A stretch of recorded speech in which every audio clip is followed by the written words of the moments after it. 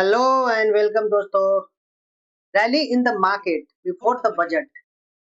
क्या आज जो रैली आई है, स्पेशली मैं बात करूं मिड कैप स्मॉल कैप में, तो आप देखोगे कि हैवी बाइंग हुई है।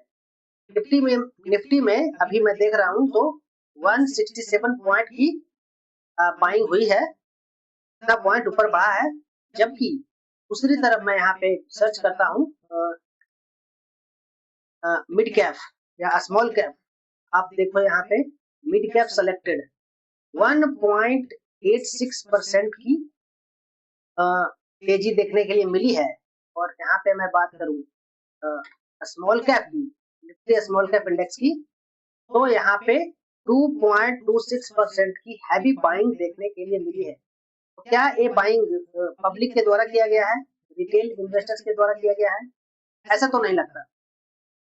ऑफकोर्स जो एफआईआईज है लोअर लेवल से बाइंग किए हैं, ध्यान में रखते हुए कि यूनियन बजट आने वाला है।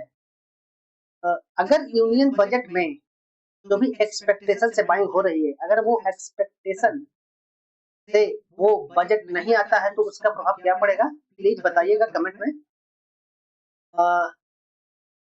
अगर मैं देखूं तो डिफेंस स्टॉक में काफी ज्यादा बाइंग है। कोई कोई स्टॉक्स तो 10% तक के ऊपर चला गया है, जैसे कि बीईएल भारत इलेक्ट्रॉनिक की बात करूं तो मॉर्निंग में जो वो 417 के आसपास था, और ये जो हाई लगाया है आज वो 457 यानी कि 457 रुपी की ऊपर छलांग लगाई है। काफी बाइंग सेंटिमेंट है, क्योंकि जो अभी यूरोपीय संघ और भारत की जो ट्रेड डील हुई है उसका सेंटिमेंट भी है, और बजट जो आने वाला है उसका सेंटिमेंट भी है। तो इस वीडियो को लाइक और चैनल को सब्सक्राइब कर दीजिए। सबसे पहले मैं इस वीडियो में बात करूंगा जो हमने पिछले वीडियो में डिस्कस किया था निफ्टी में, उस पे। ओके, तो हमारा व्यू क्या था पिछले वीडियो में। मैं 15 मिनट कैंडल पे आता हूँ। मैंने क्या किया था कि जो मार्केट जो बंद हुआ था ना कल, उसको मैं यहाँ पे लगाया था रेजिस्टेंट और सपोर्ट के तौर पे। ये डिपेंड करेगा कि मार्केट ऊपर खुलता है या डाउन खुलता है। ओके, तो मैं यहाँ पे लगाया था ए लेवल जो कि 25,240 के आसपास था। ओके, तो हुआ क्या, मैंने ये बोला था कि अगर मार्केट इसके ऊपर खुलता है और खुलते ही ऊपर क्यों जाने लगता है कंटिन्यूअस, तो मैं इसमें बाइंग के लिए इंटरेस्टेड नहीं रहूंगा। और क्यों नहीं रहूंगा, क्योंकि ऊपर से सेलिंग आ सकती है। अगर गैप अप खुलता है तो मैंने बोला था कि अगर गैप अप खुल जाता है तो खुलने के बाद में यहाँ पे सपोर्ट आता है और इस तरीके से तो ऊपर जाता है तो हम इंटरेस्टेड रहेंगे। बट ऐसा नहीं हुआ। खुलने के साथ में ये क्या हो गया कि बहुत तेजी से ऊपर जाना शुरू कर दिया। मैं यहाँ पे देखूं तो 5 मिनट के कैंडल जो बना है यहाँ पे, वो कैंडल करीब यहाँ पे 100 पॉइंट से ऊपर का बना है 5 मिनट। तो ऑब्वियस सी बात है कि इतना तेज मूवमेंट काफी लोग नहीं पकड़ पाए होंगे कि मूवमेंट इतना तेजी था। ओके, तो फिर क्या हुआ कि वहां से रिएक्शंस लिया। जो लोग बाई किए होंगे वो फंस गए होंगे, उनको अच्छा खासा लॉस हो रहा होगा। उसके बाद में ये रिवर्स कर गया, वहां से रिएक्शन ले लिया। और रिएक्शन कहाँ तक आया, रिएक्शन यहाँ तक आया जो कि हमने मार्क किया था लेवल 25,240, जो कि प्रीवियस डे का क्लोजिंग था। फिर वहां से ये ऊपर गया और ऊपर जाने के बाद में मार्केट आज साइड में हो गया था काफी टाइम के लिए। और जो अंतिम में सेकंड हाफ में जो बाइंग आई है इस लेवल से बाइंग आई है 25,190 180 के आसपास से जो बाइंग आई है, उससे जो बाइंग आई है और वो करीब ऊपर लेके गया है निफ्टी को 25,350 के आसपास। तो आज के निफ्टी का जो क्लोजिंग हुआ है 25,350 के आसपास। मैंने ये लेवल भी बताया था कि अगर ये जो क्लोजिंग है, क्लोजिंग को ब्रेक कर देता है तो ये कहां तक आ सकता है। मैंने ये लेवल बताया था। और ये लेवल क्यों बताया था, क्योंकि अगर आप देखोगे कि निफ्टी जो इस जोन में था, पहले इस जोन में था, यहाँ से इस जोन में काफी समय से इस तरीके से मूवमेंट कर रहा था।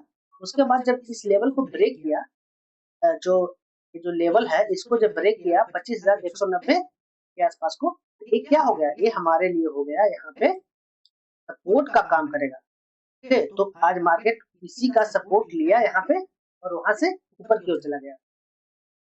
अब मैं देखूंगा कि कल के लिए हमारा लेवल्स क्या रहेगा निफ्टी में।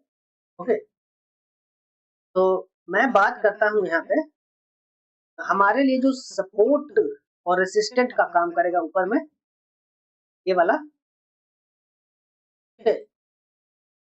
अगर नीचे खुलेगा तो ये सपोर्ट का काम, अगर नीचे खुल जाता है मार्केट तो ये रेजिस्टेंट का काम करेगा, और अगर ऊपर खुलता है तो ये हमारे लिए केवल सपोर्ट का काम करेगा। ओके, तो हमारा व्यू क्या होगा? सबसे पहले मैं थोड़े से लंबे टाइम फ्रेम में जाता हूँ, एक दिन के टाइम फ्रेम में, और यहाँ पे मैं मार्क करने की कोशिश करता हूँ ऊपर रेसिस्टेंट कहाँ कहाँ पे हो सकते हैं। तो जो हमारा पहला रेसिस्टेंट होगा मैं इस एरिया पे मार्क करूंगा। अगर मैं देखूं तो 25,440 से 25,480 के बीच ये रेसिस्टेंट ऊपर का होगा, और अगर इसको भी ब्रेक करता है तो एक ऊपर की ओर रेसिस्टेंट हमारा ये लेवल होगा, ये लेवल होगा।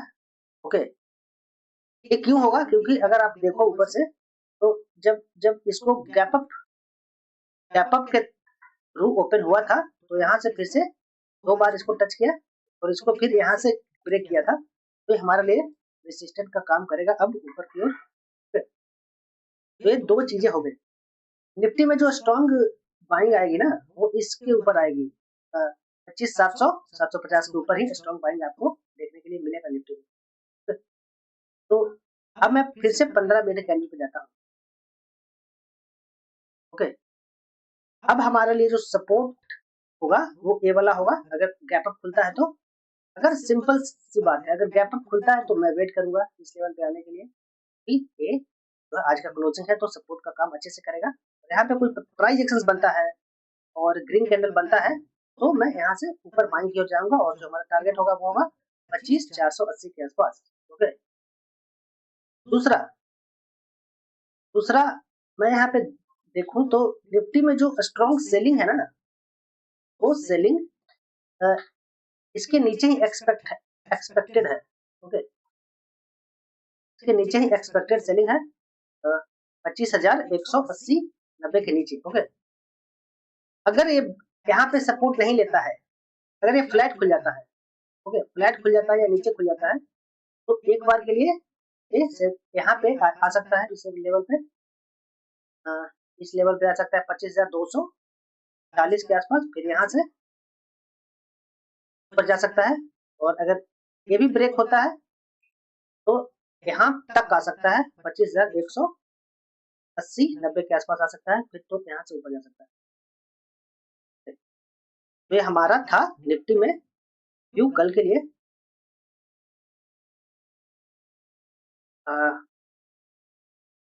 अगर वीडियो अच्छा लगा हो तो लाइक और सब्सक्राइब जरूर करें, और मैं आपके लिए स्टॉक्स से रिलेटेड वीडियो भी लाता रहता हूं, तो प्लीज आप उनको भी देखें जरूर।